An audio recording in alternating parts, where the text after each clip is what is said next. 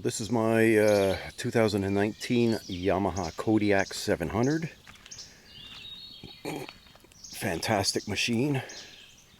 I had two Honda Ranchers before, and at the time they were okay. They didn't have power steering. This one does. The difference between this and the Rancher, this machine is buttery smooth. Like, there is no engine vibration whatsoever. It runs really nice, smooth. The difference too is these Yamahas come with gas shocks, whereas the Honda, most of their machines, if not all of them, I believe, are hydraulic shocks. So there's a difference in ride comfort. Also, the four-wheel drive is solenoid activated, where on Hondas it was mechanical. So here you got two-wheel limited slip. There you got your diff lock. And both are activated through solenoids in the front differential. Haven't heard of any issues with them.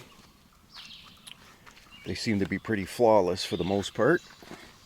One thing I didn't like about this machine is the dipstick.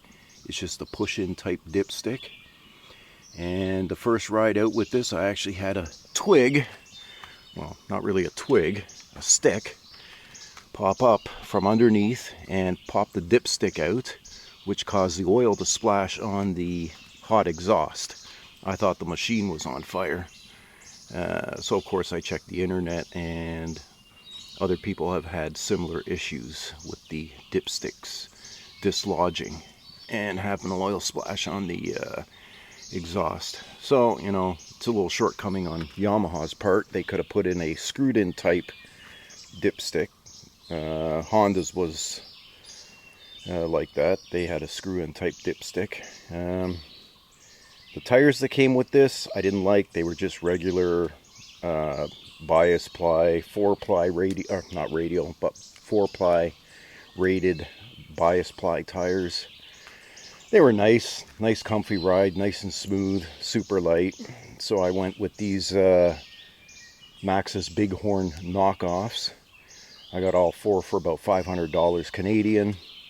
And yeah, you get a little better handling. Tires are a little heavier, but it seems to ride a lot better. It's a little more stable. I definitely notice a slight decrease in acceleration because of the unsprung weight of the tires, but for the most part I can live with that because it is a 700. If I had a 450, yeah, it'd definitely be noticeable with the heavier radial tires on it. So and there's my club sticker, Halliburton ATV Association. What else? The brake lever adjustment on the Hondas was terrible. There was so much slack. These ones seem to be a better setup. The Hondas used a encased drum type on one side of the wheel. The Yamahas here use a internal wet brake, which I like a lot better, and you don't have to service it other than change the oil in accordance with the maintenance manual. The other thing I don't like about it is the air filter. Yamaha could have done better with the air filter. The CVT, well, it's smooth. It's, you know, they offer a 10-year warranty, and their system's a lot different than, say, Polaris and Can-Am and Tektron, which is formerly Arctic Cat. The belt's always engaged, and they use a Sprag clutch. Makes it a little more reliable, so there is zero belt slippage because it's always engaged even at a standstill. Battery and electronics is all up front here.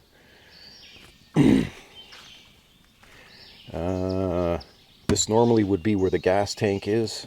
It is now storage, which isn't bad. The gas tank access is here, which is kind of nice. No big deal. Got your standard, high beam, low beams. The winch came with the machine. They're actually putting winches on the machine. I don't believe Honda's doing that anymore, or they never have. Just turn that on.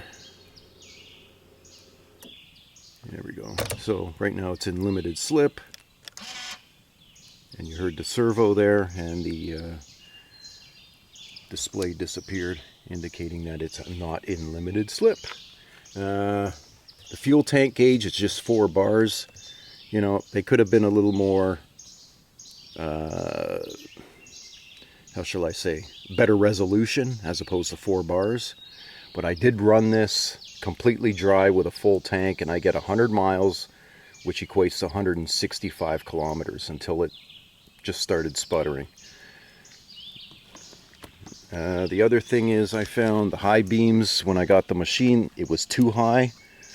So I adjusted it to be just slightly higher than the high beams when they're on the front of the machine. This is an intake for the CVT. Keep that cool and running. What else? I accidentally bent the rotors on this. So I had to buy 2 new brake rotors. No big deal. It was 150 bucks. But what I didn't like is I had to remove the hub. And the hub's torqued to 188 foot-pounds. My torque wrench only goes up to 100 foot-pounds.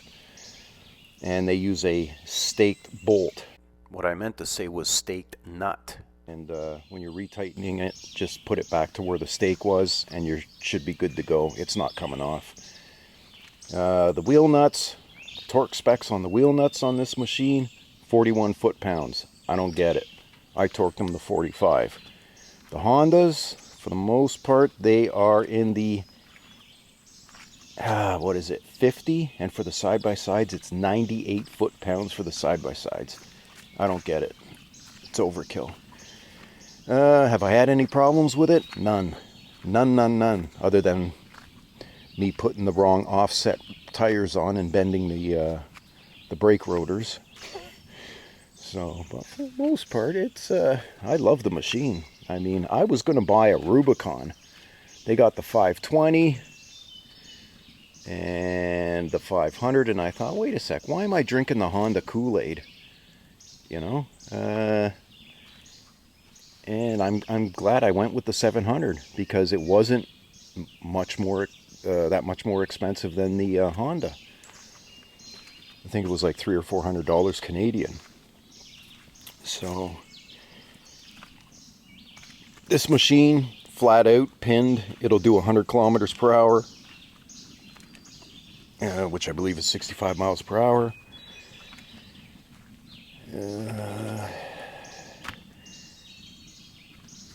What else? To access the oil dipstick is right there, and as you can see, that is a pull type dipstick as opposed to being screwed in. Don't like it. They should have had a screwed in dipstick, but whatever. As far as the engine, it's a 686cc. It is absolutely a bulletproof engine. Yamaha was putting in the 708 dual overhead cam engines, and they had a lot of problems with them. Guys were having to get the heads rebuilt, and I think Yamaha ran them for 2 or 3 years until they went back to the 686, which is a much more reliable engine. So I can't say that, don't go with a Rubicon 500 or 520, but everybody knows Honda is at the bottom of the list when it comes to horsepower. This thing, awesome mid-range torque. Comes with a 2-inch trailer hitch, which I like because I could just take the hitch out of my truck if I need to move anything around, pop it in this. Honda, they just had I believe a 7/8 hole. You put your hitch ball in there, and that's it. And it was kind of low to the ground too, so you can only pull a certain amount of, certain type of trailer, like small trailers. Anyway, the skid plate, that's an aftermarket skid plate by Rival, which is a Russian company. And yeah, it was $500 Canadian.